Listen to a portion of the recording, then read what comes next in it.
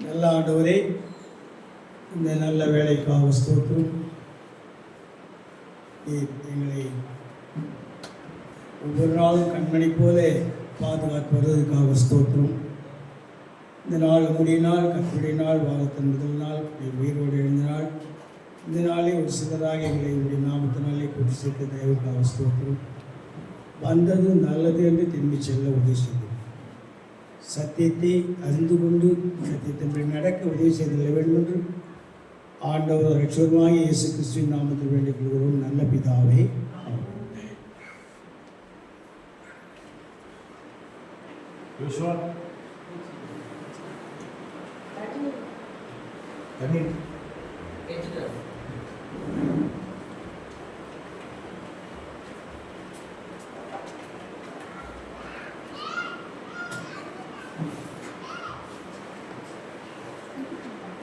நம்முடைய காதுகள் உண்மையாகவே ஆசீர்வதிக்கப்பட்ட காதுகள். நம்முடைய கண்கள் உண்மையாகவே கர்த்தரால் ஆசீர்வதிக்கப்பட்ட கண்கள். இவ்வித ஸ்லாக்கியம் அநேகருக்கு கிடைப்பதில்லை. கர்த்தருக்கு சித்தமானவர்களுக்கு கிடைக்குது. ஆகவே நாம் கர்த்தருடைய வார்த்தையை கேட்க வந்திருக்கிறோம். அதுக்கு முன்னதாக ஒரு பாடல். எந்த நாவு இன்பமாய் உம்மை பாடவும் என்பாய். எந்த நாவு இன்பமாய் உம்மை பாடவும் என்பாய். மீட்பின் செய்தி கூறவும்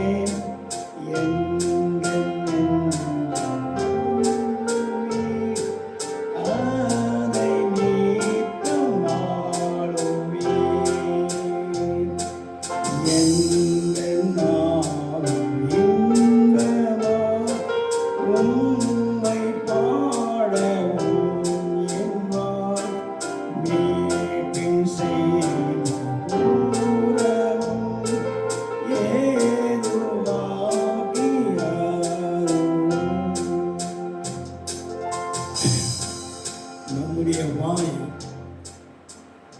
நாம் நினைத்ததெல்லாம் பேசிக்கொண்டிருக்கிறோம். ஆனால் இந்த பக்தன் என்ன சொல்லி, வாய் மீட்பின் செய்தியை கூறவும்.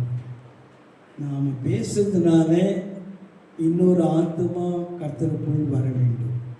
கர்த்தருக்குள் கர்த்தரை தெய்வமாக ஏற்றுக்கொள்ள வேண்டும். அதனால தான் என்னுடைய நாம் இன்பமாய் உண்மை பாடவும் மீட்பின் செய்தியை கூறவும். இன்னைக்கு செல்லு வந்தாலும் வந்துச்சு. எப்போ நாள் முழுதும் செல்லிலே காலத்தை கழிச்சிடணும். என்னட்ட தான் பேசுவாங்கன்னு தெரியல.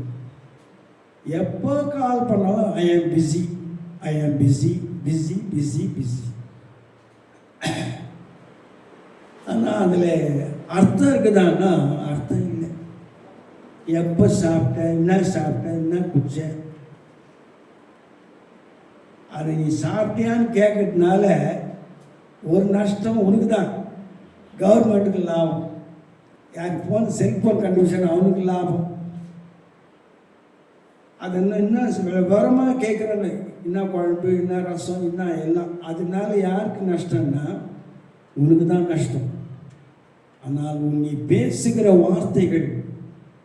வார்த்தையினால் இன்னொருவர் ரட்சிக்கப்பட வேண்டும், இன்னொருவர் மனம் திரும்ப வேண்டும். வள வள வள வள வளன்னு பேசிட்டு சில பேருக்கு நான் அடிக்கடி ஃபோன் பண்ணுவேன். உடனே அட்டன் பண்ணவே மாட்டாங்க. என்னன்னா பிஸி. அது உண்மையோ பொய்யோ எனக்கு தெரியல. சில நல்ல மனிதர்கள் கூட நான் ஃபோன் பண்ணுறேன், அவங்க கூட பிஸியாக தான் இருக்கிறாங்க. ஆனால் அவங்க என்னத்த பண்ணுறாங்கன்னா கிட்ட போய் பார்த்தா தான் தெரியுது அவங்க என்ன பண்ணாங்கன்ட்டு. அன்பானவர்களே, நம்முடைய வாய் அவரை நல்லா பாடணும். ராகம் இருக்குதோ தாளம் இருக்குதோ எது இருக்குதோ அவரை நம்ம நல்லா பாடணும். அடுத்தது மீட்பு செய்தியை கூறும். நாம் பேசுவதனால் இன்னொருவர் மனம் திரும்ப வேண்டும். நாம் பேசுவதனால் இன்னொரு குணப்பட வேண்டும். நாம் பேசுவதனால் இன்னொரு தேவனுடைய ராஜ்யத்தை சுதந்திரிக்க அவனை ஆயத்தப்படுத்த வேண்டும். ஆகவே இந்த பக்தன் எந்த நாவை இன்பமாய் உண்மை பாடும், மீட்பின் செய்தி கூறும், ஏது வாக்கியார்களும் தேவையில்லாத பேசினுக்கிறாங்க நாள் முழுவதும். என்னதான் எனக்கு புரியல. அந்த செல்லு வந்ததுலேருந்து நான் பார்க்குறேன், யாரை பார்த்தாலும் அந்த செல் இல்லாத ஆளே கிடையாது. ஆனால் ஒரு தடவை நான் பஸ்ஸில் போகும்போது ஒரு அம்மா செல்லு எடுத்துச்சு. பஸ்ஸில் போகிறேன் மெட்ராஸ் வரையும் பேசினே தான் போச்சு, மாற்றி மாற்றி பேசிக்கணும். அந்த செல்லுக்கு ஆஃபே பண்ணல, சூடாயிடுச்சு. அவ்வளோ பேசினது என்னென்ன அர்த்தமில்லாத பேச்சுக்கு அது என் காதலே விழுந்துச்சு. அர்த்தமில்லாத பேச்சு, பிரயோஜனமில்லாத பேச்சுக்கு. ஆகவே நம்முடைய வாய் கிறிஸ்தவர்களாகி நாம் ஞானமாய் பேச கற்றுக்கொள்ள வேண்டும். இல்லையா அமைதியாக இருக்கிறது நல்லது. மீட்பின் செய்தி கூறணும், அதுதான் முக்கியமானது. இந்த நாளிலே உங்களோட செய்தியை பகிர்ந்து கொள்ளும்படி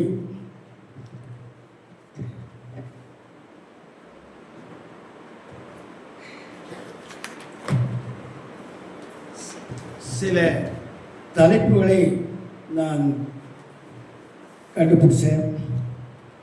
இந்த பிரசங்கியாளர்களும் ஒரு பெரிய கஷ்டம் என்னன்னா, சரியான தலைப்பை கண்டுபிடிக்கிறது தான் கஷ்டம்.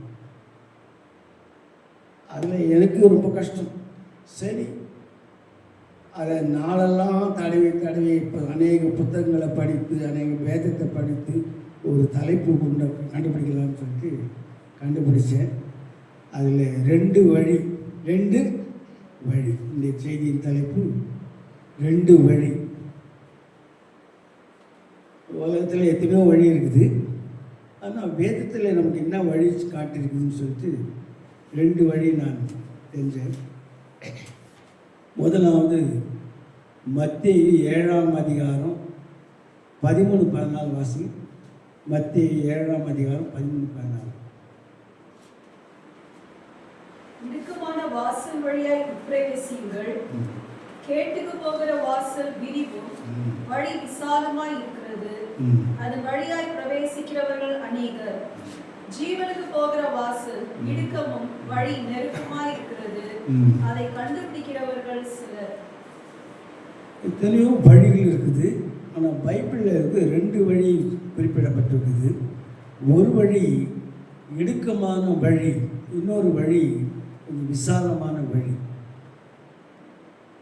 இன்னைக்கு உலகம் நல்லா கவனிச்சிங்கன்னா அந்த விசாலமான வழியை தான் தெரிஞ்சுக்கிறாங்க. அதுதான் ரொம்ப முக்கியம்ட்டு, அதுதான் ஆசீர்வாதம், அதுதான் பிரமாதம் அப்படின்னு சொல்லிட்டு விசாலமாக போகிறாங்க. ஆனால் வேதனை சொல்லி இடுக்கமான வாசல் வழியாய் உட்பிரவேசியுங்கள். ஜீவனுக்கு போகிற வாசல். இதில் என்ன ரெண்டு வார்த்தை இருக்குது. இதில் சிலர் பலர். ஜீவனுக்கு போகிற வாசல் வழியாக போகிறவங்க சிலர், அப்புறம் விசாலமான வழியை போகிறவங்க பலர். நீங்களும் நானும் அந்த சிலர் வரிசையில் இருக்கிறோமா அல்லது பலர் வரிசையில் இருக்கிறோமா, அதை நாம் நிதானிக்க வேண்டும். உபாகமம் 30ஆம் அதிகாரம் 15-20 வரல நான் நிறுத்தி நிதானமாக வாசி. உபாகமம் 30ஆம் அதிகாரம் வசனம் 15-20 வரை.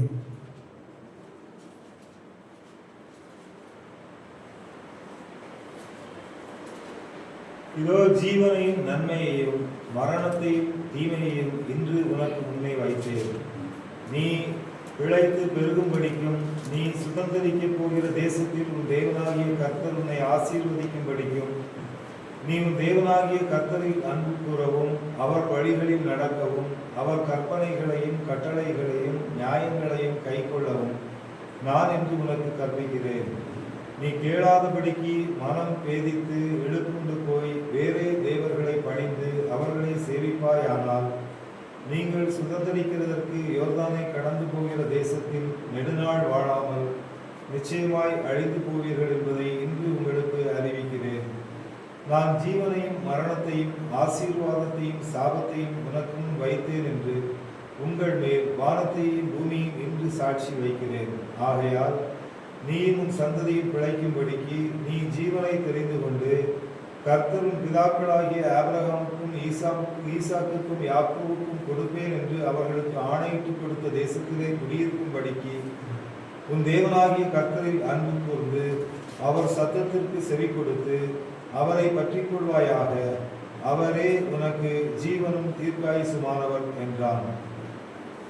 இங்கே 2 வழி இருக்குது. ஜீவனுக்கு போகிற வழி, மரணத்துக்கு போகிற வழி. நாம் எதை தெரிந்து கொள்ள போகிறோம்?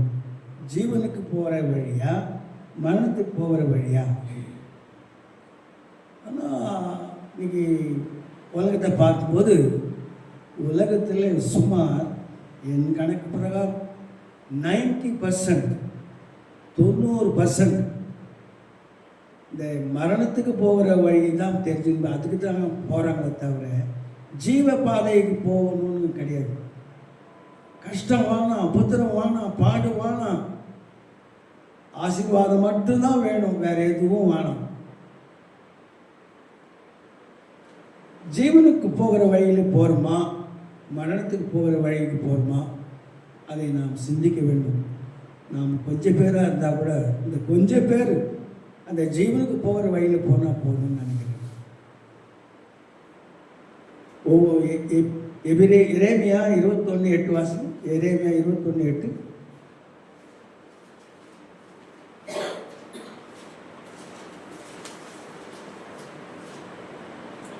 பின்னையும் அவர் இந்த ஜனங்களை நோக்கி, இதோ நான் உங்கள் முன்னே ஜீவ வழியையும் மரண வழியையும் வைக்கிறேன் என்று கர்த்தர் சொல்கிறார். இங்கே 2 வழி வச்சுருக்கார். எரேமியா சொல்றார். மறுபடியும் படிக்கிற பின்னையும் அவர் இந்த ஜனங்களை நோக்கி இதோ நான் உங்கள் முன்னே ஜீவ வழியையும் மரண வழியையும் வைக்கிறேன். 2 வழி வச்சுட்டு இருக்கிறார். பர்மனண்டா நம்ம எதை தெரிந்து கொள்கிறோம்ன்றது நம்ம சாய்ஸ். மரண வழிக்கு போகணுமா, அதுக்கு ஆல்ரைட் போகலாம். நீ ஜீவ வழி வேணும், அதுக்கு ஆல்ரைட் போகலாம். சில ஜீவனுக்கு போகிற வழி நெருக்கமாக இருக்கும், கஷ்டமாக இருக்கும், உபத்திரவம் இருக்கும், பாடுகள் இருக்கும், கண்ணீர் இருக்கும், வேதனை இருக்கும், எல்லாம் இருக்கும். ஆனால் அது ஜீவனுக்கு போகிற வழி. இதை குறித்து இன்னும் அதிகமாக பேசுறதுக்கு நான் விரும்பலை. ஏன்னா உலகம் மரண வழியை தான் அதிகமாக தெரிஞ்சுக்கணும். பேப்பர் நியூஸ் பார்த்தாலும் சரி, டிவி நியூஸ் பார்த்தாலும் சரி, ஆயிரக்கணக்கில் செத்துனே இருக்கிறாங்க. மரண வழியை தெரிஞ்சுட்டு போயினே இருக்கிறாங்க. ஏன் இது நேர்ந்து நம்மளால் யூகிக்க முடியல? சாவு எண்ணிக்கை தினந்தோறும் ஒரு இடத்துல பூமி அதிர்ச்சி வந்தால் கணக்கு இல்லை, கடல் பொங்குனா கணக்கு இல்லை, இப்படியெல்லாம் போய்கொண்டு இருக்குது. ஆனால் நீங்களும் நானும் இன்னைக்கு உயிரோடு இருக்கிறோம் என்றால் நமக்கு ஒரு நல்ல பாதையை ஆண்டவர் காட்டியிருக்கிறார். அது ஜீவ பாதை, அது ஜீவ பாதை. இப்போது 2 மரங்கள் இருக்கு. 2 மரம் வழி பார்த்தோம். இப்போ 2 மரம் இருக்குது. மத்திய 7ஆம் அதிகாரம் 15லிருந்து 23 வரல வாசிக்கிறோம். மத்திய 7ஆம் அதிகாரம் 15லிருந்து 23 வரல வாசிக்கிறோம்.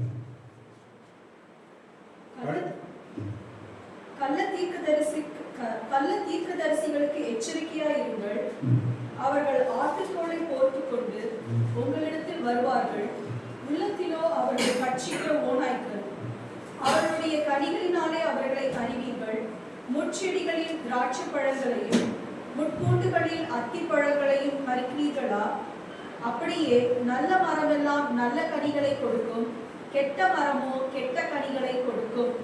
நல்ல மரம் கெட்ட கனிகளை கொடுக்க மாட்டாது, கெட்ட மரம் நல்ல கனிகளை கொடுக்க மாட்டாது. நல்ல கனி கொடாத மரம் எல்லாம் வெட்டுண்டு அக்கினியிலே போடப்படும். 2 விதமான மரம் இருக்குது. நல்ல மரம், கெட்ட மரம். நல்ல கனி கொடுக்குற மரம், கெட்ட கனி கொடுக்குற மரம். நம்ம கொஞ்சம் அதை யோசிக்கணும், தியானிக்கணும். நல்ல கனி கொடுக்கணும்னா அந்த வேர் நல்ல வேராக இருக்கணும். ஆகவே நல்ல மரம், சில பழங்களை நாம் ருசி பார்த்துருக்கோம், என்ன டேஸ்டாக இருக்குது. சில பழங்கள் கசப்பாக இருக்குது. ஆகவே நல்ல மரம் நல்ல கனிகளை கொடுக்கும், கெட்ட மரம் கெட்ட கனிகளை கொடுக்கும். இங்கே மனுஷனுடைய வாழ்வு அப்புறம் எதுன்னா மரம். மனுஷனுடைய வாழ்வு நல்ல மரம். அதனுடைய வேர் என்னன்னா இருதயம். வேர் நல்ல இடம் வேராக இருந்தால் தான் நல்ல கனியை கொடுக்க முடியும். மனுஷனுடைய இருதயம் மகா கேடுள்ளது, திருப்புள்ளது, பொல்லாதது, ஏராளமாக அந்த இருதயத்தை பற்றிய வசனம் இருக்குது. அதெல்லாம் நம்ம ஆராய போவதில்லை. ஆனால் வேர் இருதயத்தை குறிக்கிறதுனால, மரம் நம்முடைய வாழ்வை குறிக்கிறது, மனுஷனுடைய தன்மையை குறிக்கிறது. இதில் நல்ல மரம் கெட்ட மரம். நல்ல மரமாக இருந்தால் நல்ல கனியை கொடுக்கும், கெட்ட மரமாக இருந்தால் கெட்ட கனியை கொடுக்கும். நாம் மற்றவர்களுக்கு பிரயோஜனமாக இருக்கிறோமா, மற்றவங்க நம்மளை சபிக்கிற மாதிரி இருக்கிறோமா, நம்முடைய வாழ்க்கை எப்படி இருக்கிறது, நம்முடைய குணலட்சணங்கள் எப்படி இருக்கிறது, நம்முடைய வாழ்க்கை பசுத்தமாக இருக்கிறதா அசுத்தமாக இருக்கிறதா, இதெல்லாம் கொஞ்சம் யோசிக்கணும்.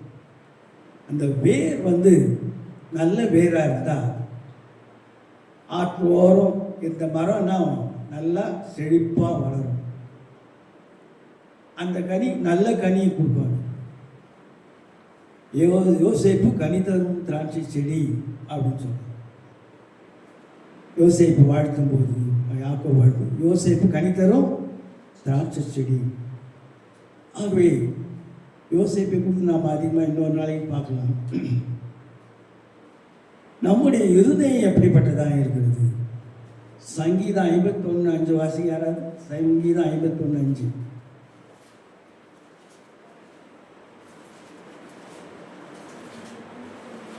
அதற்கு முன்னதாக மத்திய 7:20 கூட வாசிக்கலாம்.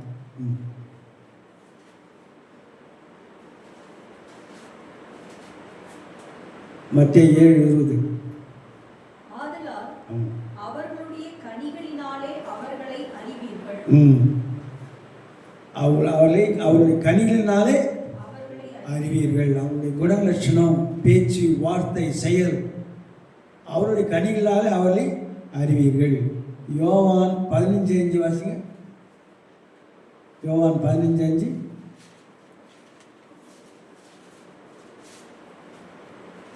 நானே திராட்சை செடி, நீங்கள் கொடிகள். ஒருவன் என்னிலும் நான் அவனிலும் நிலைத்திருந்தால் அவன் மிகுந்த கனிகளை கொடுப்பான். என்னை அல்லாமல் உங்களால் ஒன்றும் செய்யக்கூடாது. இயேசு கிறிஸ்துவை நீ சொந்த இரட்சகராக ஏற்றுக்கொண்டு இயேசு கிறிஸ்துவை எனக்கு அவர் தான் எல்லாம் நீ நினச்சிருந்தா, அவரை நிலைத்திருந்தார், ஏன்னா அவன் நல்ல கனிகளை கொடுப்பார். மறுபடியும் வாசமாக நானே திராட்சை செடி, நீங்கள் கொடிகள். ஒருவன் என்னிலும் நான் அவனில் பிழைத்திருந்தால் மிகுந்த கனிகளை கொடுப்பான். என்னை அல்லாமல் ஒன்றும் செய்யக்கூடாது, செய்ய முடியாது. அவர் தான். மார்க் 7:20-23 வரல வாசிக்கலாம். மார்க் 7:20-23 வரல வாசிக்கலாம். மனுஷனுக்குள்ளே இருந்து புறப்படுகிறதே மனுஷனை தீட்டுப்படுத்தும்.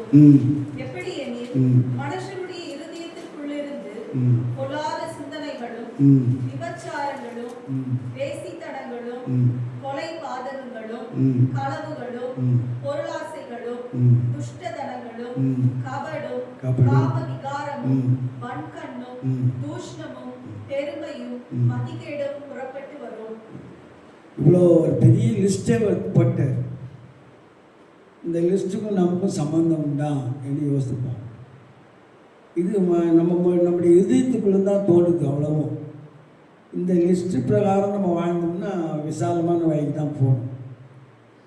ஆகவே நம்முடைய வாழ்க்கை தரங்கள் எப்படிப்பட்டதாக இருக்கிறது? இப்போ சங்கீதம் 51:5 வாசிக்கலாம். இதோ நான் துர்க்குணத்தில் உருவானேன், என் தாய் என்னை பாவத்தில் கர்ப்பம் தரித்தார். இதுதான் சுபாவம். தாவீது ராஜா அனுபவித்து சொல்கிறார், இதோ நான் துர்க்குணத்தில் உருவானேன், என் தாய் என்னை பாவத்தில் கர்ப்பம் தரித்தார். இது எல்லாருக்கும் பொருந்தும். தாவீது ராஜாவுக்கு மட்டும் இல்லை, எல்லாருக்கும் பொருந்தும். நேச்சுரல். பாவம் செய்யக்கூடாதுன்னு தான் நினைப்போம், ஆனால் அது செய்ய தோணும். இது ஒன்று. அதான் இந்த நிலைமை. மறுபடியும் வசனம் மத்திய 7ஆம் அதிகாரம் 24 27 வாசிக்கலாம்.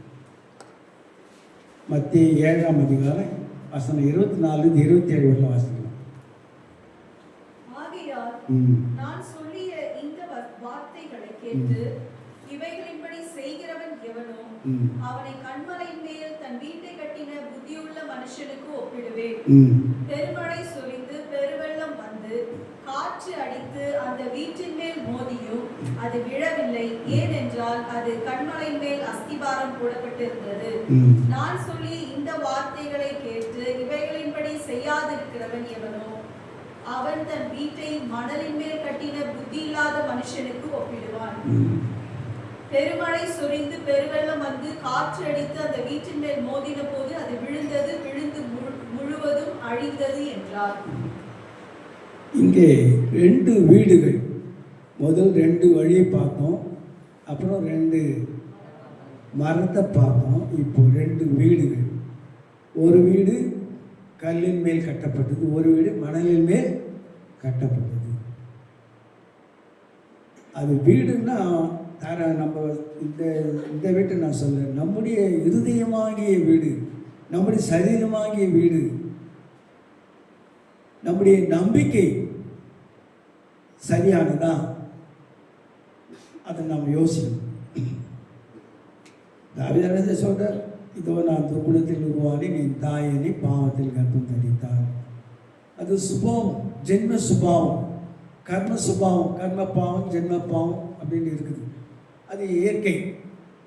Once their nature never change their நேச்சர்னு ஒரு இங்கிலீஷ் பழமொழி. அதை விட்டுடுவோம். ஆண்டவர் சித்தமான நம்மை மாற்றுவார், நம்மை நல்லவராக மாற்றுவார். அது அவர்கிட்ட விட்டுடலாம். இங்கே 2 வீடு. ஒரு வீடு புத்தி உள்ளவன் வீடு, இன்னொன்று புத்தி இல்லாதவன் வீடு. ஒருவன் புத்தி உள்ளவன், இன்னொருத்தன் புத்தி இல்லாதவன்.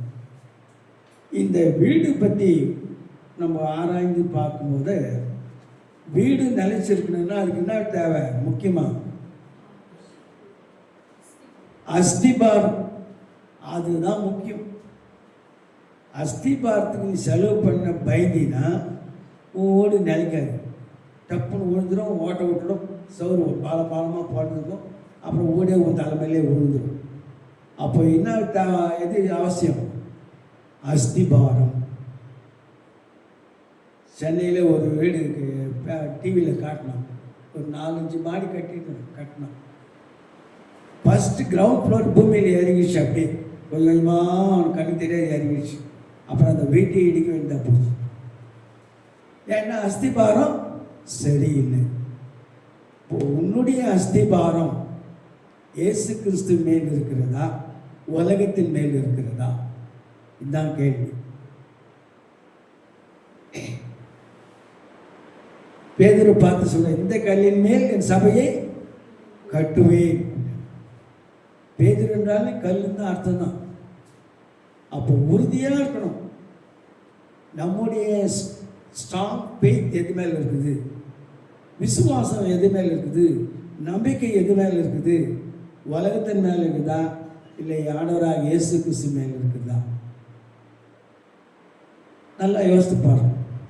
இப்போ நம்ம வீடு நிலச்சி நிற்கணும்னா நம்ம அஸ்திபாரம் ஸ்ட்ராங்காக இருக்கும்.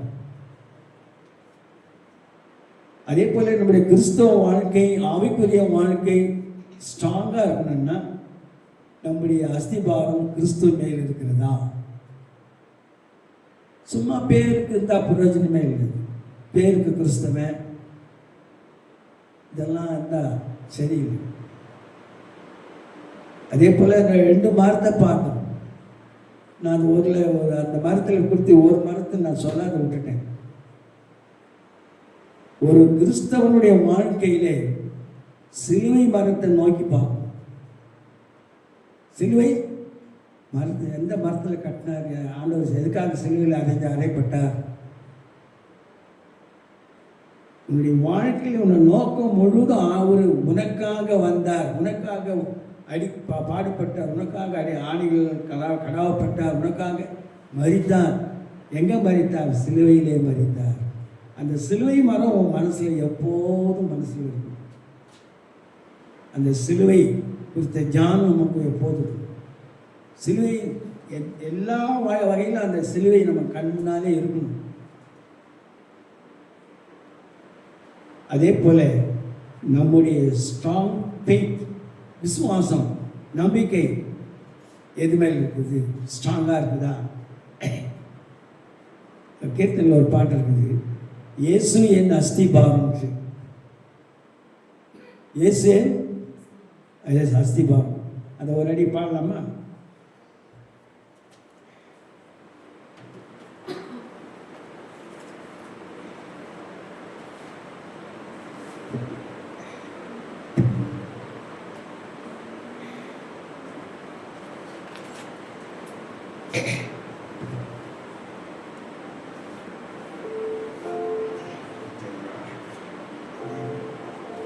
ஐயா கொஞ்சம் அந்த ஏசிய நஸ்தி பாருங்க பாட்டு 5 சொல்லி 6 சொல்லி அடையாளம் வச்சு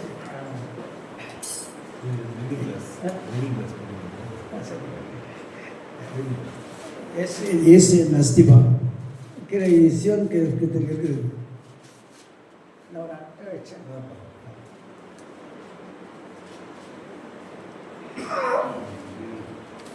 656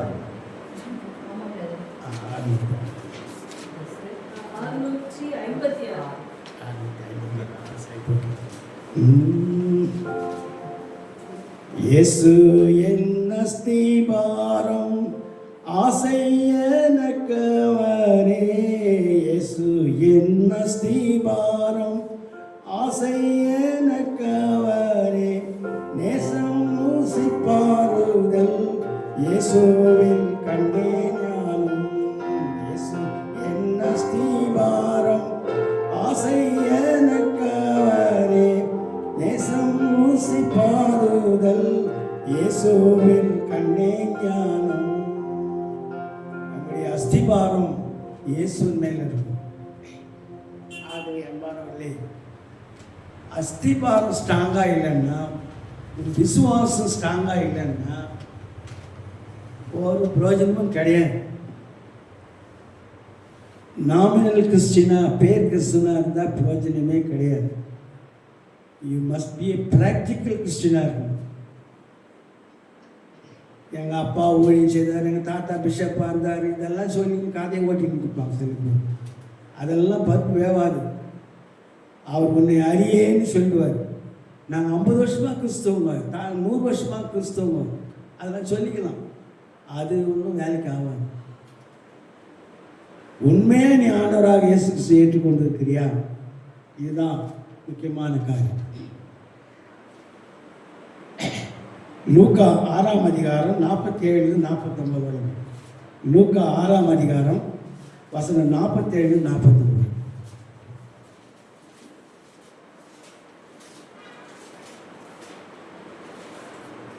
என்னிடத்தில் வந்து என் வார்த்தைகளை கேட்டு அவைகளின்படி செய்கிறவன் யாருக்கு ஒப்பாய் இருக்கிறான் என்று உங்களுக்கு காண்பிப்பேன். ஆழமாய் தோண்டி கற்பாறையின் மேல் அஸ்திபாரம் போட்டு வீடு கட்டுகிற மனுஷனுக்கு ஒப்பாய் இருக்கிறான். வெள்ளம் வந்து நீரோட்டம் அந்த வீட்டின் மேல் மோதியும் அதை அசைக்க கூடாமல் போயிற்று. ஏனென்றால் அது கண்மலையின் மேல் அஸ்திவாரம் போடப்பட்டிருந்தது. என் வார்த்தைகளை கேட்டும் அவைகளின்படி செய்யாதவனோ அஸ்திவாரம் இல்லாமல் மண்ணின் மேல் வீடு கட்டினவனுக்கு ஒப்பாயிருக்கிறான். நீரோட்டம் அதன் மேல் மோதினவுடனே அது விழுந்து முழுவதும் அழிந்தது என்றார். பாருங்க, வார்த்தை. நான் இந்த சபையை நேசிக்கிறதுக்கு ஒரே ஒரு காரணம், ஐயா அவர்கள் வார்த்தைக்கு முக்கியத்துவம் கொடுக்குறார், வசனத்துக்கு முக்கியம் கொடுக்குறார். அநேக சபைகள் நான் போய் வந்திருக்கிறேன், அங்கே வார்த்தைக்கே முக்கியமே இல்லை. பெருமையாக பேசுகிறாங்க, அவர் இப்படி இவர் இப்படி, ஆனால் அங்கே சரக்கு இல்லை. எந்த சபை கர்த்தருடைய வார்த்தைக்கு முக்கியத்துவம் கொடுக்குதோ அதுதான் விசேஷமான சபை, ஆண்டவர் பார்வையில் விசேஷமான சபை. அந்த சபை தான் எடுத்துக்கொள்ளப்படும்.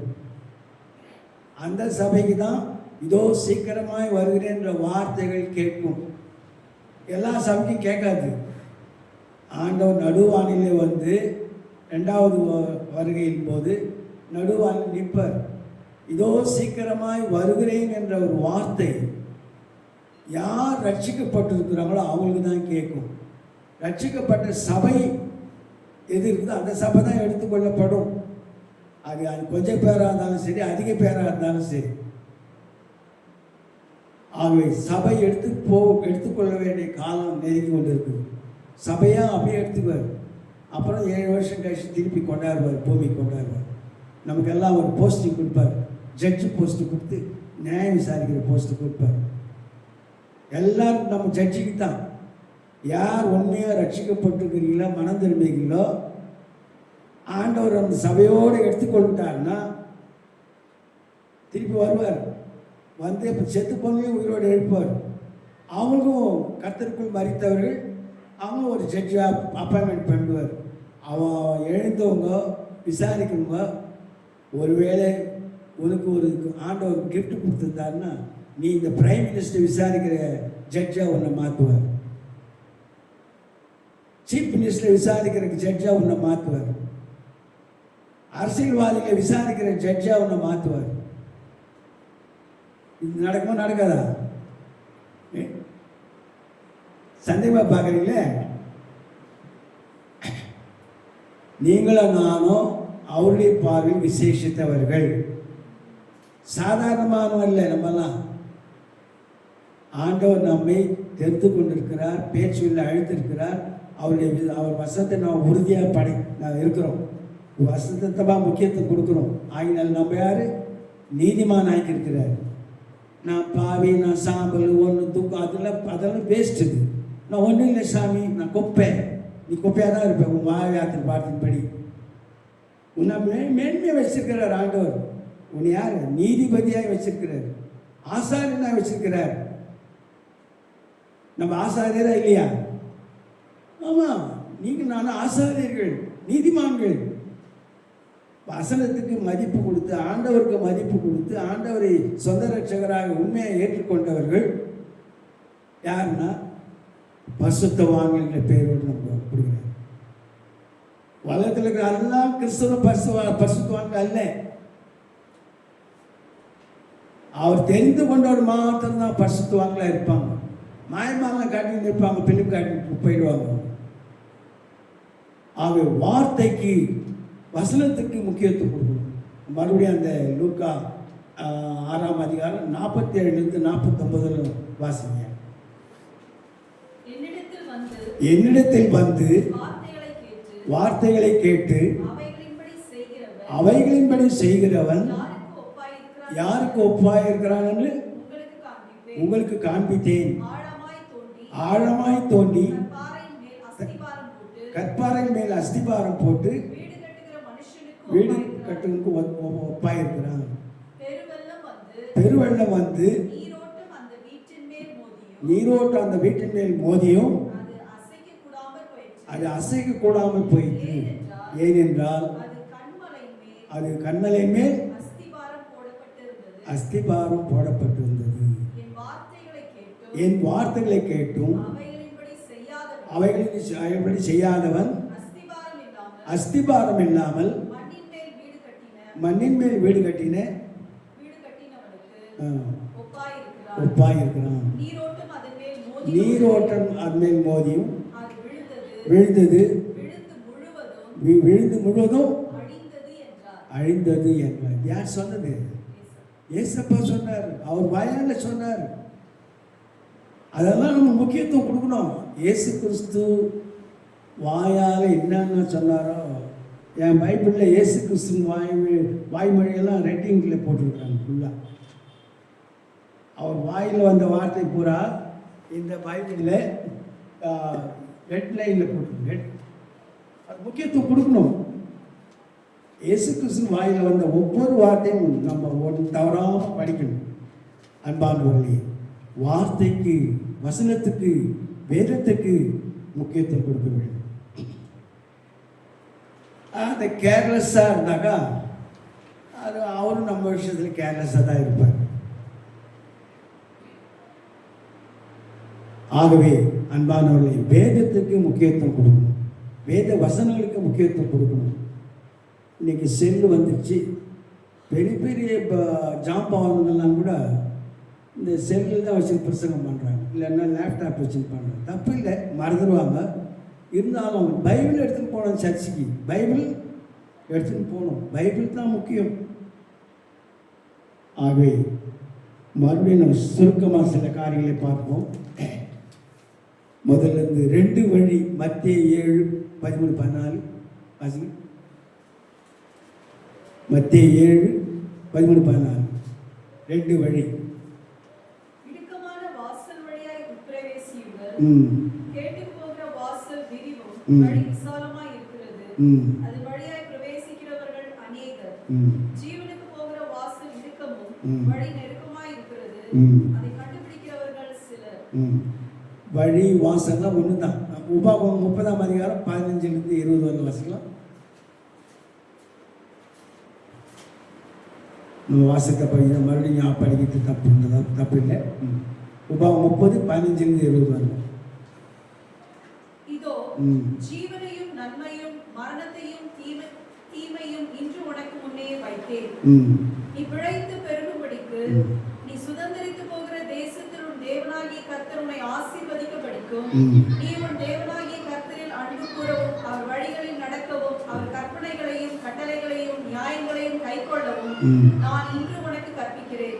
நீ கேளாதபடிக்கு மனம் பேதித்து இழுப்புண்டு போய் வேறே தேவர்களை பணிந்து அவர்களை சேவிப்பாயானால் நீங்கள் சுதந்திரிக்கிறதற்கு யோர்தானை கடந்து போகிற தேசத்தில் நெடுநாள் வாழாமல் நிச்சயமாய் அழிந்து போவீர்கள் என்பதை இன்று உங்களுக்கு அறிவிக்கிறேன்.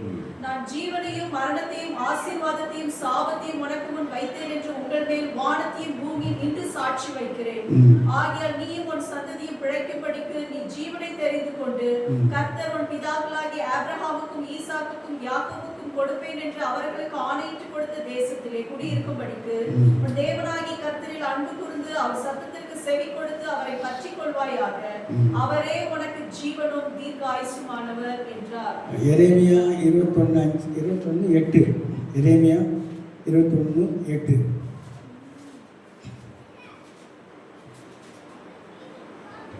பின்னையும் அவர் இந்த ஜனங்களை நோக்கி, இதோ நான் உங்கள் முன்னே ஜீவ வழியையும் மரண வழியையும் வைக்கிறேன் என்று கர்த்தர் சொல்லுகிறார்.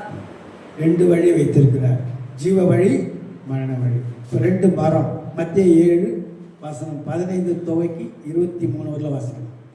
மத்தேயு 7ஆம் அதிகாரம் 15-23 வரலாம். நல்ல தீர்க்கதரிசிகளுக்கு எச்சரிக்கையாய் இருங்கள். அவர்கள் ஆட்டுத்தோலை போர்த்துக் கொண்டு உங்களிடத்தில் வருவார்கள். உள்ளத்திலோ அவர்கள் பட்சிக்கிற ஓநாய்கள். அவர்களுடைய கனிகளினாலே அவர்களை அறிவீர்கள். முட்செடிகளில் திராட்சை பழங்களையும் முட்பூண்டுகளில் அத்தி பழங்களையும் பறிக்கிறீர்களா? அப்படியே நல்ல மரமெல்லாம் நல்ல கனிகளை கொடுக்கும், கெட்ட மரமோ கெட்ட கனிகளை கொடுக்கும். நல்ல மரம் கெட்ட கனிகளை கொடுக்க மாட்டாது, கெட்ட மரம் நல்ல கனிகளை கொடுக்க மாட்டாது. நல்ல கனி கொடாத மரமெல்லாம் வெட்டுண்டு அக்னியிலே போடப்படும். ஆதலால் அவர்களுடைய கனிகளினாலே அவர்களை அறிவீர்கள். அவருடைய கனிகளால் அவர்களை அறிவீர்கள். யோவான் 15:5. யோவான் 15:5. நானே திராட்சை செடி, நீங்கள் கொடிகள். ஒருவன் என்னிலும் நான் அவனிலும் நிலைத்திருந்தால் அவன் மிகுந்த கனிகளை கொடுப்பான். என்னை அல்லாமல் உங்களால் ஒன்றும் செய்யக்கூடாது. மார்க் 7:20-23 வரை.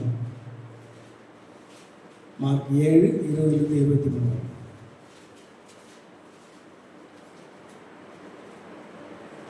மனுஷனுக்குள்ளே இருந்து புறப்படுகிறதை மனுஷனை தீட்டுப்படுத்தும். எப்படி எனில் மனுஷனுடைய இருதயத்திற்குள்ளிருந்து பொல்லாத சிந்தனைகளும் விபச்சாரங்களும் வேசித்தனங்களும் கொலைபாதகங்களும் களவுகளும் பொருளாசைகளும் துஷ்டதனங்களும் கபடும் காமவிகாரமும் வன்கண்ணும் தூஷணமும் பெருமையும் மதிகேடும் புறப்பட்டு வரும்.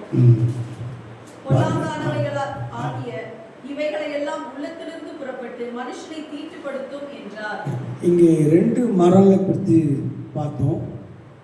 இப்போ ஒரு மரத்தை நான் சிலுவை மரத்தை ஞாபகத்தில் வச்சுக்கணும்னு சொன்னேன். இன்றைக்கி உலகத்தில் நிறைய பேர் ஊழியம் செய்கிறாங்க, குரூப்பாக செய்கிறாங்க, எப்படி எப்படி ஊழியம் பண்ணுறாங்க, அதுக்காக லட்சக்கணக்கில் செலவு பண்ணுறாங்க. ஆனால் அவங்களுடைய சாட்சி பார்த்திங்கன்னா ஒன்றுமே இல்லை. உலகத்துக்கு தங்களை ஊழியக்காராக காட்டிக்கிறாங்க, பிரசங்கியாக காட்டிக்கிறாங்க, பிஷப்பாக காட்டிக்கிறாங்க, நான் பெரிய ஆள். ஆனால் அவங்ககிட்ட சரக்கே இல்லை, சாட்சியும் இல்லை. அவங்க செய்கிற ஊழியத்துக்கு என்ன தெரியுமா ஊழியம்? நான் பேர் வச்சுக்கிறேன், கை காட்டி மரம் ஊழியம். அல்லேலூயா. என்ன மரம் ஊழியம்? கை காட்டி மர ஊழியம். இதோ மோட்சத்துக்கு போகிற வழின்னு அவங்க சொல்லுவாங்க, நல்லா சொல்லுவாங்க, பாட்டு பாடி டான்ஸ் ஆடி எல்லாம் சொல்லுவாங்க. ஆனால் சொல்கிற ஆள் போக மாட்டான், அதை கேட்குற ஆள் போயிடுவான், மோட்சத்துக்கு போயிடுவான். அது என்ன ஊழியம்? அது கை காட்டி மர ஊழியம். இன்றைக்கி அதான் நடக்குது உலகத்தில். ஒரே டாம்பிகமாக டான்ஸும் கூத்தும் பாட்டும், அடே லட்சக்கணக்கில் செலவு பண்ணிக்கிட்டு நல்ல சாப்பாடு கொடுக்குறான், பிரியாணி கொடுக்குறான், எல்லாம் கொடுக்குறான், போகும்போது காணிக்கையும் கொடுக்குறான். ஆனால் அவன் செய்கிற ஊழியம் என்ன ஊழியம்? கை காட்டி வர ஊழியம். எங்கள் சொந்தக்காரர்கள் சில பேர் செய்துங்கிறாங்க, ரொம்ப ஞாபகமாக செய்கிறாங்க. ஆனால் அவங்க சாட்சி சரியில்லை. நானே சொல்வேன், சாட்சி இல்லாததுக்கடா ஊழியம் செய்கிறீங்க நீங்கள் கூட கேட்டுருக்கிறேன். ஆகவே இதுதான் அவன் டாம்பிகமாக ஊழியம் செய்கிறான், மற்றவங்க மெச்சிக்கணுன்ட்டு ஊழியம் செய்கிறாங்க. அதனால் யாருக்கு பிரயோஜனம்? கேட்குறவன் போயிடுவான் பரலோகத்துக்கு, நீ போக மாட்டேன். கை காட்டி போகிற அங்கே தானே நிற்கும். அது மாதிரி ஊழியம் செய்யக்கூடாது. உன்னால் ஒருத்தர் ரட்சிக்கப்படணும், உன்னால் ஒருத்தர் குணப்படணும், உன்னால் ஒருத்தர் மனம் திரும்பணும், உன்னால் ஒருத்தர் மோட்சத்துக்கு போகணும். நானும் கிறிஸ்தவன் சொல்லிட்டு பேர் கிறிஸ்தவனாக இருந்தால் பிரயோஜனமே கிடையாது. நீ 100 கிறிஸ்தவனாக இருக்கலாம், 50 கிறிஸ்தவனாக இருக்கலாம், உன் பரம்பரை பூரா கிறிஸ்தவனாக இருக்கலாம். ஆனால் சாட்சி இல்லைன்னா பிரயோஜனமே இல்லை. அடுத்தது வீடு. மத்தேயு 7:24-27 வரலாம். மத்தேயு 7:24-27. ஆகியால் நான் சொல்லி இந்த வார்த்தைகளை கேட்டு இவைகளின்படி செய்கிறவன் எவனோ அவனை கண்மலையின் மேல் தன் வீட்டை கட்டின புத்தியுள்ள மனுஷனுக்கு ஒப்பிடுவேன். பெருமழை சொரிந்து பெருவெள்ளம் வந்து காற்று அடித்து அந்த வீட்டின் மேல் மோதியும் அது விழவில்லை. ஏனென்றால் அது கண்மலையின் மேல் அஸ்திபாரம் போடப்பட்டிருந்தது. நான் சொல்லி இந்த வார்த்தைகளை கேட்டு இவைகளின்படி செய்யாதிருக்கிறவன் எவனோ அவன் தன் வீட்டை மணலின் மேல் கட்டின புத்தி இல்லாத மனுஷனுக்கு ஒப்பிடுவான். பெருமழை சொரிந்து பெருவெள்ளம் வந்து காற்று அடித்து அந்த வீட்டின் மேல் மோதின போது அது விழுந்தது, விழுந்து முழுவதும் அழிந்தது என்றார். லூக்கா 6:47-49. இது ரொம்ப முக்கியமான வசனம். லூக்கா 6:47-49. என்னிடத்தில் வந்து என் வார்த்தைகளை கேட்டு அவைகளின்படி செய்கிறவன் யாருக்கு ஒப்பாய் இருக்கிறான் என்று உங்களுக்கு காண்பிப்பேன். ஆழமாய் தோண்டி கற்பாறையின் மேல் அஸ்திபாரம் போட்டு வீடு கட்டுகிற மனுஷனுக்கு ஒப்பாய் இருக்கிறான். பெருவெள்ளம் வந்து நீரோட்டம் அந்த வீட்டின் மேல் மோதியும் அது அசைக்க கூடாமல் போயிற்று. ஏனென்றால் அது கண்மலை மேல் அஸ்திபாரம் போடப்பட்டு இருந்தது. என் வார்த்தைகளை கேட்டும் அவைகளின்படி செய்யாதவனோ அஸ்திபாரம் இல்லாமல் மண்ணின் மேல் வீடு கட்டினவனுக்கு ஒப்பாய் இருக்கிறான். நீரோட்டம் அதன் மேல் மோதினவுடனே அது விழுந்தது, விழுந்து முழுவதும் அழிந்தது என்றார். இது ஏன் நான் ரிப்பீட் பண்ணுறேன்னா, நீங்கள் மறந்துடக்கூடாதுன்னு தான் 2வது தடவை ரிப்பீட் பண்ணுறேன்.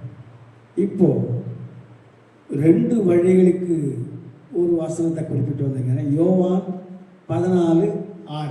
யோவான் 14:6 எல்லாருக்கும் தெரிஞ்ச வசனம் தான். அதற்கு இயேசு, ம் நானே வழியும் சத்தியமும் ஜீவனுமாய் இருக்கிறேன். ம். என்னை அல்லாமல் ஒருவனும் பிதாவினிடத்தில் வரான். பாருங்க, அந்த இயேசு கிறிஸ்து சொன்னார், நானே வழியும் சத்தியமுமாய் ஜீவனுமாய் இருக்கிறேன், என்னையெல்லாம் ஒருவனும் பிதாவினிடத்தில் வரான். அவர் தான் வழி. நீ இயேசு விட்டுட்டு நீ வேற வழியில் நீ என்னென்ன பண்ணாலும் அது வேஸ்ட்டு. ரெண்டாவது 2 வாரத்துக்கு லூக்கா 15:5 வாசிங்க. லூக்கா 15:25.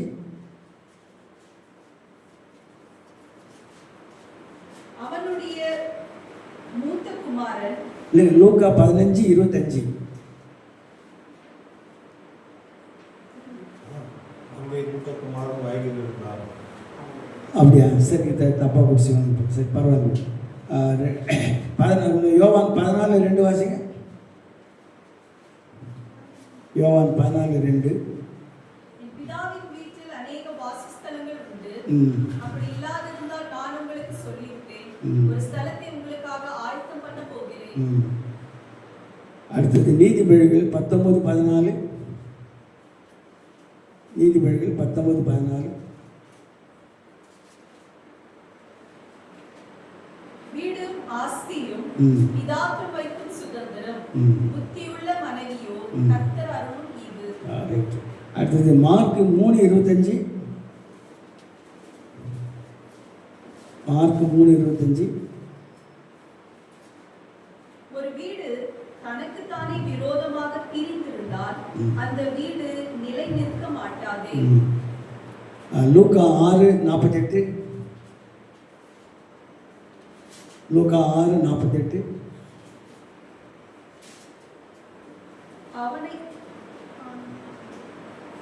அவளை நோக்கி உன் பாவங்கள் மன்னிக்கப்பட்டது என்றார். 2 கொரிந்தியர் 5:1. 2 கொரிந்தியர் 5:1. பூமிக்குரிய கூடாரமாகிய நம்முடைய வீடு அழிந்து போனாலும் தேவனால் கட்டப்பட்ட கைவேலை இல்லாத நித்திய வீடு பரலோகத்தில் நமக்கு உண்டு என்று அறிந்திருக்கிறோம். 1 தீமோத்தேயு 5:8.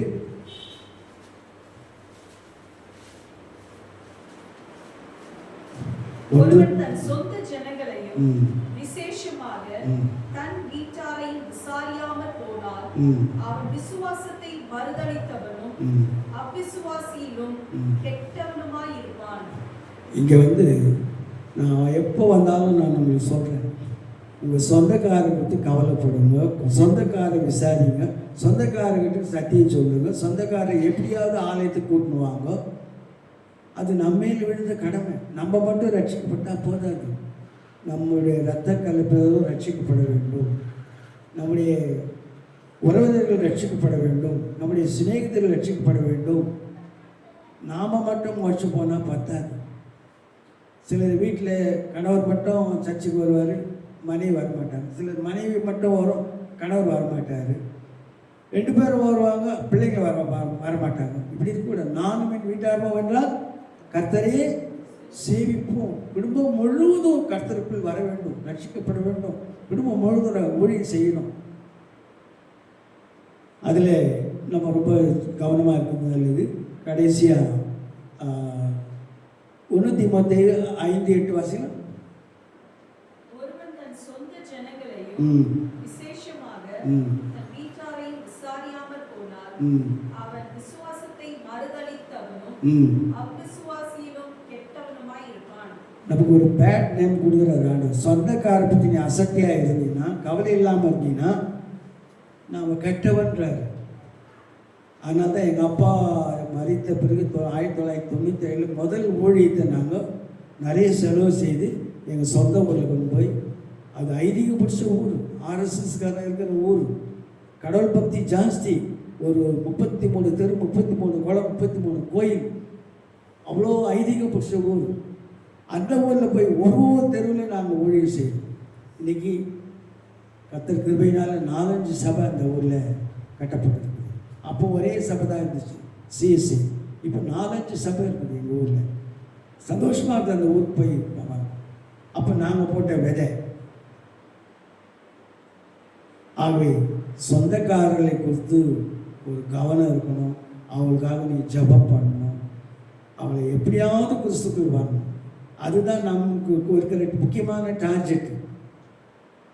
உன்னுடைய பணம், உன்னுடைய செலவு, உன்னுடைய திறமை, உன்னுடைய ஊழியம் எல்லாம் யாருக்கு முதல்ல யூஸ் பண்ணணும்? குடும்பத்துக்கு யூஸ் ஆகணும்.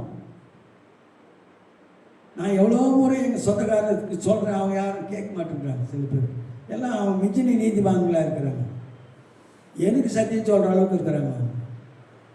ஆனால் அவங்க செய்கிறது எல்லாமே ரைட் ரூட் கிடையாது, ராங் ரூட்டு தான் போயிருக்கிறாங்க. கிறிஸ்தவனாக தாங்கிறாங்க. ஊழியம் தான் செய்து கொண்டு வராங்க. ஆனால் ரைட் ரூட்டில் போல, நேரான வழியில் போல. லூக்கா 21:33 வாசிக்கும். லூக்கா 21:33.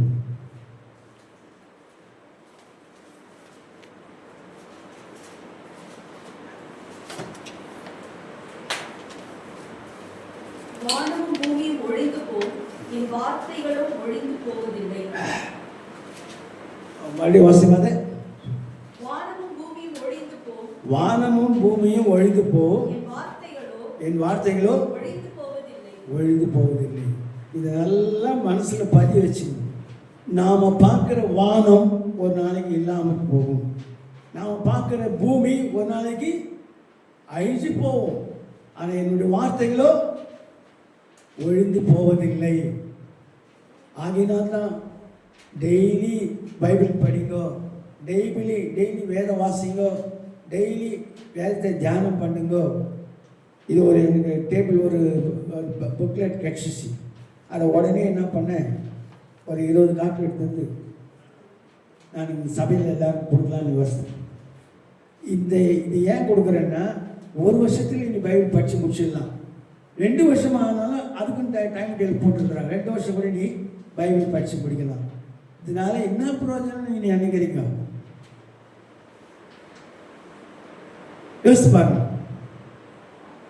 பைபிள் ரீடிங் உன்னை நேர்மையான பதியில் வழிநடத்தும். நீ பைபிள் படிச்சுன்னா நீங்கள் பாவம் செய்யக்கூடாதுன்ற ஒரு தீர்மானத்துக்குள் வருவேன். கர்த்தருக்குள் நீ இன்னும் பலப்படலாம். இப்போது டிசம்பர் மாதம் 31ஆம் தேதி சாட்சி சொன்னாங்க அநேகர். ஆனால் ஒருத்தர் சொன்ன சாட்சி எனக்கு ரொம்ப சந்தோஷமாக இருந்துச்சு. சிஸ்டர் வடிவுகாசி என்ன சொன்னாங்க, இந்த வருஷம் நான் 2 தடவை படிச்சு முடிச்சேன். எவ்வளோ சந்தோஷமாக இருக்குது. 2 தடவை பைபிள் படிச்சு. என்னுடைய நண்பர் ஒருத்தர் பிராமின், அவர் பக்கா பிராமின். அவர் கிறிஸ்துவை ஏற்றுக்கொண்டார். ஜாஷ்வா உதயநீதி அவர் பேர், மதுரையில் இருக்கிறார். அவர் எல்லா வேதங்களையும் கரைச்சி குடிச்சவர். ரிக்வேதம், எதிர்வேதம், சாமவேதம், அதர்வணம் எல்லாம் படிச்சுட்டு காஞ்சிபுரத்தில் ஒரு பெரிய அதிகாரியாக இருந்தார். அப்பேற்பட்டவர் கிறிஸ்துவை ஏற்றுக்கொண்ட பிறகு அவர் என்ன பண்ணிட்டாருன்னா, இந்த பைபிளை படித்து 98 முறை படிச்சுட்டாங்க. கஷ்டத்தில் சாட்சி சொன்னார். பல வேதங்களை படித்தவர். அவர் பேர் ஜாஷ்வா உதயநிதி. அவர் 98 முறை சாட்சி கொடுக்கும்போது 98 பைபிள் இன்னும் 2 முறை படிச்சோம்னு ஆசைப்படுறேன். இன்னும் எனக்கு ஜீவனை கொடுத்தாருன்னா திருப்பி நான் படிச்சுட்டே இருப்பேன் அப்படின்னு சொல்லி 100 முறை படித்து முடிச்சிருப்பேன் சொன்னார். அப்போது அவர் இன்னைக்கு நல்ல பிரசங்கியாக இருக்கிறார், நல்ல சாட்சியாக இருக்கிறார். மதுரையில் தான் இருக்கார். உங்களுக்கு அவர் கொண்டாந்து சாட்சி சொல்ல வைக்கணும், என்னால் முடியும் பண்ணாங்க. ஆனால் கொஞ்சம் செலவு இருக்குது. அவர் போக வர வசதியெல்லாம் கொடுக்கணும், அது தங்க வைக்கணும். ஏன்னா அவர் சுத்தமான பிராமின். இந்த நான்வெஜ் சாப்பிட மாட்டார். இதே காஞ்சிபுரம் காமகோடி பீடாதிபதிக்கிட்ட அவர் ட்ரைனிங், அவங்களுக்கு ட்ரைனிங் கொடுத்தவர். நீங்கள் ஒரு சாமி செங்கல்பட்டு பக்கம் ஒரு சாமிக்கு என்ன இருக்குது, கோயில் இருக்குது சொல்லுங்கள். செங்கல்பட்டு பக்கம் ஒரு கோயில் இருக்குது, பிரஸ்தாபமான கோயில். சொல்லுங்கள், பரவாயில்ல. மேல்மருவத்தூரில் உள்ளே போனீங்கன்னா முதல்ல ஒரு பையன் ஃபோட்டோ இருக்கும். அந்த ஃபோட்டோவில் ஜாஷ்வா உதயநிதி பேர் தான். அது கருணாநிதி தான் அவர் பேர் வச்சது, ஜாஷ்வா உதயநிதின்னு பேர் வச்சது. அவன் பக்கம் பிராமின். இன்றைக்கு தேவனுக்கு சாட்சியாய் ஊழியம் செய்து கொண்டு வர அவர் இந்த கஷ்டத்தை நான் கூப்பிட்ட கண்மணியில் அவரை பேச வச்சேன். அவரை அடுத்த கஷ்டத்தில் பேச வச்சேன். அவர் 98 முறை நான் பைபிளை படித்தேன். எனக்கு அப்படி சொன்ன, என்னடா அது இந்த வயசில் 98 முறை பைபிள் படிச்சு முடிச்சுக்கிறாரு. அதுபடி அவர் பைபிள். பிஷப் அசரியா பற்றி நீங்கள் கேள்விப்பட்டிருப்பீங்க. அவரும் எனக்கு ஒரு வகையில் ரிலேஷன் தான், எங்கள் மிஸ்ஸஸுக்கு அண்ணன். அவங்க அப்பாவுக்கு 2 கண்ணும் தெரியாது. அவங்க அப்பாவுக்கு தெரியலன்னா பைபிள் மேலே அவருக்கு வாஞ்சேன். ஆகினால அவர் என்ன பண்ணுவார், பையன் பேரை கூப்பிட்டோன்னா அவர் போய் பைபிள் எடுத்து போகணும், விளக்க வைக்கணும். அவர் சொல்கிறவரெல்லாம் பைபிள் படிக்கணும். அப்பாட்டு அவர் கேட்டு இருப்பார். 2 கண் இல்லாதவருக்கு இவர் பைபிள் படிச்சிருந்தார். அதனால பைபிள் படிச்சிருந்தார். அதனால் பைபிள் அவருக்கு அத்துப்படி ஆகிப்போச்சு. பல முறை படிச்சிட்டார். ஆனால் அவர் எம்ஏ டிகிரி முடிச்ச உடனே ஒரு கவர்மெண்ட் ஜாப்பில் போகணுன்னு ஆசைப்பட்டார். போய் சேர்ந்தார். ஆனாலும் இந்த பைபிள் படிச்சதுனால அந்த பைபிள் கவர்மெண்ட் ஜாப்பில் இருக்க முடியல. உடனே வேலையை ரிசைன் பண்ணிட்டு திருப்பி என்ன பண்ணுறாரு, ஐயருக்கு படித்து இதே மெட்ராஸில் பிஷப் ஆனார். பிஷப் அசரியான்னு இங்கே இருக்கு, சாட்சியாக சொல்ல முடியும். நான் அவர் பல முறை சந்திச்சிருக்கிறேன். சிஎஸ்ஐயில் சினாட் செக்ரட்டரியாக இருந்தார், பிஷப் ஆனார். அவருக்கு சொன்ன சாட்சி என்னன்னா, எங்கள் அப்பாவாக நான் பைபிள் படித்தேன், அதனால் பைபிள் வாசனம் என்னை வழி நடத்துச்சு, உலக வேலையை தடுத்துச்சு, கவர்மெண்ட் அதிகாரியாக போகணும்னு நினச்சேன். ஆனால் அதை மனசு சமாதானம் வேலையை ரிசைன் பண்ணிட்டு ஐயர் வேலைக்கு படிச்சு நான் ஆண்டவர் என்னை பிஷப்பில் உயர்த்தினார். இங்கே தான் காலமானார். அவருடைய சாவுக்கு நான் போயிட்டு வந்தேன். அன்பானவர்களே, வேத வசனம் ஒருவனை உயர்த்தக்கூடியதாக இருக்குது. நீ வேதத்தை மட்டும் படிச்சுட்டு உலக பிரகாரமாக நீ எதை படித்தாலும் சரி, அது எத்தனை டிகிரி வாங்கினாலும் சரி, அத்தனை டிகிரியும் கல்லறை தோட்டத்தோடு சரி. நீ பைபிள் படிச்சுன்னா பரலோகம் வரை உன்னை வழிநடத்தும். வேதத்துக்கு நீ முக்கியம் கொடுத்தீங்கன்னா எங்கே போகலாம், நீ பரலோகம் போகலாம். ஆகினால்தான் உங்களுக்கு அந்த டேபிள் நான் கொண்டாந்து கொடுத்தேன். தயவுசெய்து அது பிரகாரமாவது ஒரு நாளாக டிக் பண்ணிவிட்டு நீங்கள் பைபிள் படிச்சு முடியுங்க. உன் ஜீவிதத்தில் எத்தனை முறை படித்த ஒரு கணக்கு வரணும், உனக்கே தெரியணும். நான் ஒரு 35 வருடம் தான் படித்தேன். அதுக்கப்புறம் நான் அதை என் கண் பார்வை வாங்கி போச்சு. எல்லாம் இப்போட பெரிய எழுத்தாளர் தான் படிக்கிறது பார்க்குறேன். அதனால தான் பெரிய எழுத்து பைபிள் கையில் வச்சுக்கணும். இன்னும் பெருசாக கிடைக்குமான்னு பார்த்துன்னு. அன்பானவர்களே, பைபிளுக்கு நீங்கள் முக்கியத்துவம் கொடுக்கணும், வேதத்துக்கு நம்ம முக்கியத்துவம் கொடுக்கணும். ஆவே கடைசியாக படித்த லூக்கா எதனா அதிகாரம், லூக்கா 21ஆம் அதிகாரத்தில் நீங்கள் நல்லா படிச்சு பாருங்கள்.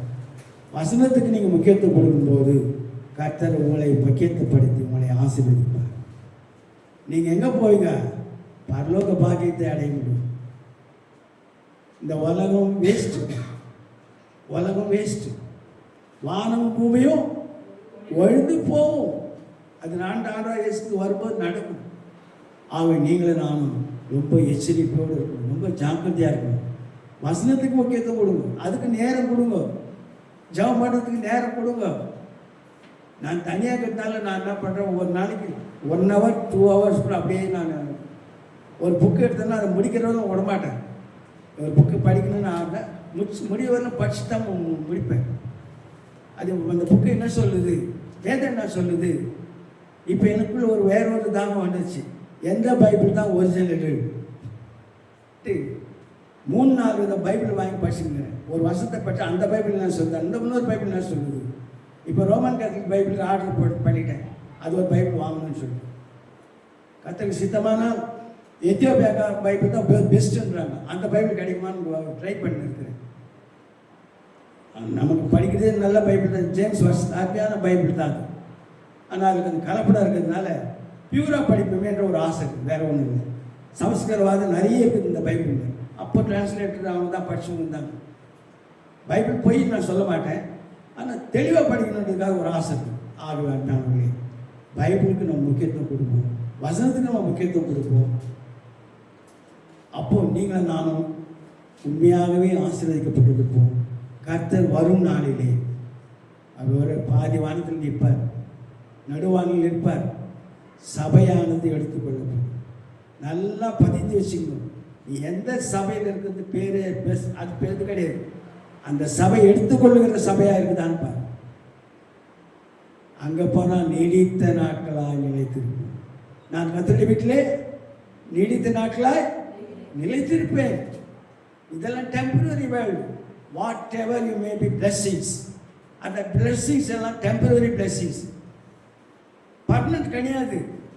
பர்மனன்ட் பிளெஸ்ஸிங் எதுனா கர்த்தருடைய வீட்டிலே நீடித்த நாட்களாய் நிலைப்பட மாட்டோம். ஆகவே அதுதான் நமக்கு தேவை. உன்னால் முடிஞ்சா நீ போ, உன் மனைவி பிள்ளைங்களையும் கூட்டு போ, முடிஞ்சா இன்னொருத்தரையும் சேர்த்து கூட்டு போ. அதுதான் ஊழியம். சும்மா லேபிள் காட்டிங்க இப்போ பிலிம் காட்டுங்கிற ஊழியம் கிடையாது. பெருமைக்கு ஊழியம் செய்கிறாங்க சில பேர். அது வேஸ்ட். அது கை காட்டிய பிற ஊழியம் வாழும் நமக்கு. எப்படியாவது ஒரு சிலர் நானும் என் வீட்டாரோ என்றால் கர்த்தரையே செய்யும். நம்ம வீட்டில் ஒருத்தர் கொஞ்சம் ராங் ரூட்டில் போகிறாருன்னா அவரை எப்படியாவது இழுக்கிறதுக்கு என்ன வழி, அப்படி அதை தான் நம்ம ஆராய்ச்சி பண்ணணும். அதுக்காக தான் பிரயாசப்படணும். அதுக்காக உன் தாளங்களை செலவு பண்ணு, உன் பணங்களை செலவு பண்ணு, உன் மூளையை செலவு பண்ணு. ஒரு ஆத்மாவை கொண்டு போய் சேர்த்தா போதும். ஒரே ஒரு ஆத்மா உன் வாழ்க்கை முடிவதுக்குள்ள ஒரு ஆத்மாவை நீ பரலோகத்துக்கு மாற்றினா அது பெரிய ஒரு ஆத்மா ரட்சிக்கப்படும் போது பரலோகத்தில் மிகுந்த சந்தோஷம். கணக்கு தேவையில்லை. நமக்கு 1000 பேர் கொண்டாங்க, 500 பேருக்கு ஞானஸ்தானம் கொடுத்தா அதெல்லாம் வேஸ்ட்டு. அது நல்லது தான். ஆனால் உண்மையாய் ஒரு ஆத்மாவுக்கு கெட்டு நரகத்துக்கு நேராக போய்க்கிறேன் உன் பக்கம் இழுத்து அதுக்காக செலவு பண்ணி அவனை ஆத்மாவை ரட்சிக்க பண்ணி என்ன பண்ணாலும் சரி, அதனால உனக்கும் ஆசீர்வாதம், அவனுக்கு ஒரு ஆசீர்வாதம். அதனால்தான் அதுக்கு முக்கியம் கர்த்தருடைய வாசனம், கர்த்தருடைய வார்த்தை. அந்த வார்த்தைக்கு முக்கியத்துவம். ஒரு சின்ன உதாரணத்தை சொல்லி 5 நிமிஷம் எடுத்துக்கிறீங்களா? ஒரு சின்ன உதாரணத்தை சொல்லி நான் முடிக்கிறேன். நான் கேள்விப்பட்டது தான். பேதுரு சிறைச்சாலையில் இருந்தார். பேதுரு சிறைச்சாலையில் இருந்தார். அவருக்காக அநேக சபையாரை சேர்ந்து ஜெபம் பண்ணி கொண்டு இருந்தார். அப்போது ஆண்டவர் அந்த ஜெபத்தை கேட்டு பேதுருவை நாளைக்கு தூக்கப்பட போகிறாங்க, பேதுருவை நாளைக்கு தூக்கப்பட போகிறாங்க. அதனால் அவருக்காக ஜெபம் பண்ணுறாங்க. ஜெபம் பண்ணும்போது தேவதூதன் அனுப்புகிறார். அந்த எங்கே அனுப்புகிறார்? ஜெயிலுக்கு அனுப்புகிறார். ஜெயிலுக்கு அனுப்பிச்சு ஒரு கதவாக திறக்குது. எத்தனை கதவு இருந்து அத்தனை கதையும் திறந்தாச்சு. இங்கே பார்த்தா கை காலம் சங்கிலியில் கட்டிக்க, அந்த சங்கிலியை கைட்டு விட்டார். அப்புறம் அவங்க வெளியே கூட்டு விட்டார். வெளியே இந்த விடுதலை ஆச்சு. இது பைபிள் இருக்கிற சரித்திரம். சைனாவில் இப்போ நான் நேற்று கேள்விப்பட்ட விஷயம். சைனாவில் வந்து ஊழியர் செய்கிறவங்களுக்கு கைது பண்ணுவாங்க. அப்படி நிறைய பாஸ்டர்களை கொண்டு ஜெயிலில் போட்டிருந்தாங்க. அப்புறம் ஒரு லேடி வந்து ஊழியர் செய்தாங்கன்ட்டு அந்த லேடியும் ஜெயிலில் போட்டுக்கிறாங்க. அப்போ அந்த லேடி ஜெபம் தான், ஆண்டவரே பேதுரு சிறைச்சாலையில் இருக்கும்போது நீர் அவங்க அநேகருடைய ஜெபத்தை கேட்டு நீ விடுதலை பண்ணி இப்போ ஏன் என்ன நீ பண்ணக்கூடாது? ஏன் 40-50 பாஸ்டரை கொண்டாந்து அடிச்சு வச்சுக்கிறாங்க, அவங்க நீ விடுதலை கொடுக்கக்கூடாதுன்னு அந்த அம்மா ஜெபம் பண்ணிச்சாங்க. இது உண்மையாய் நடந்ததுன்னு அவர் சொன்னார். சொன்னவர் யாருன்னா ஒரு யூதன் சொன்னார். சைனாவில் நடந்துதான் அவர் சொன்னார். சந்தேகி ஆச்சரியமாக போச்சு.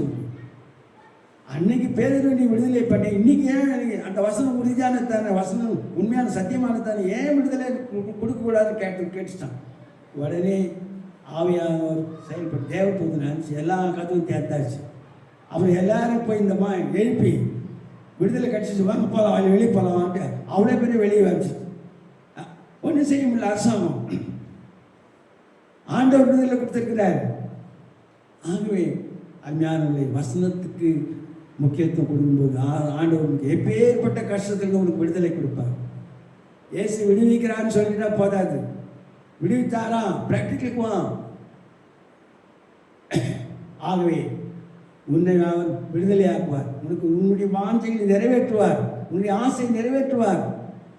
அதுக்கு நீ வசனத்தை கெட்டியாக பிடிக்கும். வசனத்தை உறுதியாக பிடிக்கும்போது கர்த்தர் உன்னை கீழாக்காமல் மேலாக்குவார், உன்னை உயர்த்துவார். அது மட்டும் இல்லை, அவர் வரும் நாளிலே நாம் அவரோட கூட இருப்போம். எவ்வளோ நாள் இருப்போம்? நீடித்த நாட்களாக. அதுக்கு வருஷமே வரம்பே இல்லை. மற்றதெல்லாம் டெம்பரவரி. அங்கே நீடித்த நாட்களாக இருக்கும். அதுக்கு நாம் ஆயத்தப்படுவோம். இந்த சபையை நான் விரும்புகிறேன். இந்த சபையை எடுத்துக்கொள்ளப்பட்ட சபையாக இருக்கணும். ஏனென்றால் வார்த்தைக்கு முக்கியத்துவம் கொடுக்கணும், வசனத்துக்கு முக்கியத்துவம் கொடுக்கணும். வசனம் தான் வேறு எதுக்கும் முக்கியத்துவம் கொடுக்கக்கூடாது. அழிந்து போகிற காரியங்களுக்கு முக்கியத்துவம் கொடுக்கவே கூடாது.